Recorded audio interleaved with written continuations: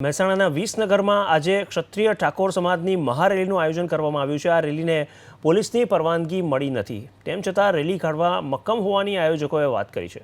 આ રેલીમાં આશરે 10,000 લોકો જોડાશે। ત્યારબાદ રાજ્યભરમાં આંદોલન લઈ જવાશે। ઓબીસીમાંથી 20% અનામત આપવાની માંગ કરવામાં આવી છે। ત્યારે વિસનગરના બહુચરાજી મંદિર પાસેથી આ રેલી પ્રસ્થાન કરવામાં આવશે અને ત્યારબાદ મામલતદારને આવેદનપત્ર આપવામાં આવશે।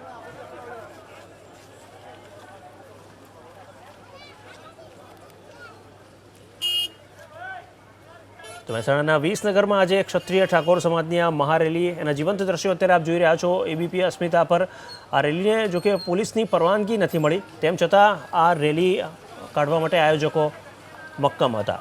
ત્યારે આ રેલીમાં આશરે 10,000 લોકો જોડાયા છે। અમારા સંવાદદાતા ભૌમિક વ્યાસ જોડાઈ રહ્યા છે ફોન લાઈન પર।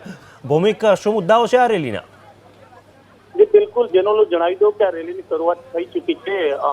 विसनगर खातेना जे बहुचराजी माताजीनुं मंदिर छे त्यांथी क्षत्रिय ठाकुर समाजनी रेली जे 20% अनामतनी मागणी साथे छे तेनी शरूआत थई चूकी छे। जेमां खास करीने समाजना युवानो અને પુરુષો મોટી સંખ્યામાં જોડાયા છે।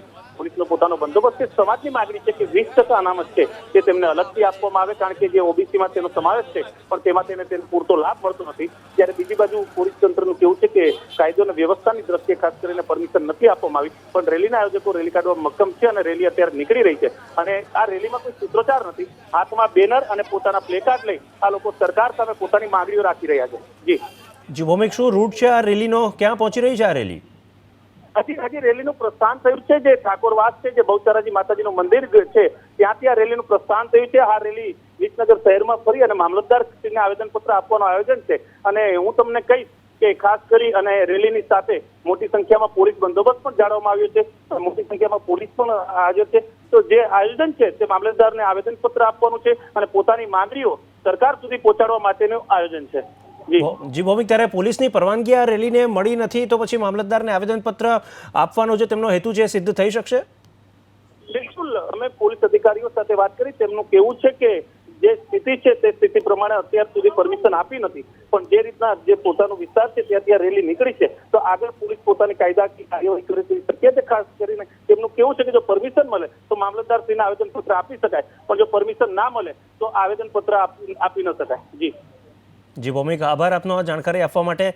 તો અહીંયા મંજૂરી નથી મળી આ રેલીને, તેમ છતાં પણ અહીંયા આ રેલી નીકળી છે અને મામલતદાર કચેરીએ પહોંચીને મામલતદારને અહીંયા આવેદનપત્ર આપવાનો આ રેલીનો આયોજન છે, હેતુ છે। ત્યારે ક્ષત્રિય ઠાકોર સમાજની આ મહારેલીનું આયોજન છે મહેસાણાના વિસનગરમાં, અને આ રેલીને પોલીસની પરવાનગી નથી મળી, તેમ છતાં આ રેલી અહીંયા નીકળી છે અને 10,000 લોકો જોડાયા હોવાનો અહીંયા દાવો કરવામાં આવી રહ્યો છે। આ આંદોલનને રાજ્યભરમાં લઈ જવાશે એમ પણ ચીમકી આપવામાં આવી છે। ત્યારે ઓબીસીમાંથી 20% અનામત આપવાની માંગ સાથે આ રેલી નીકળી છે। વિસનગરના બહુચરાજી મંદિર પાસેથી આ રેલીએ પ્રસ્થાન કર્યું છે અને ત્યારબાદ મામલતદારને આવેદનપત્ર આપવાનો તેમનો હેતુ છે, પરંતુ હજી સુધી પોલીસની પરવાનગી એમને મળી નથી।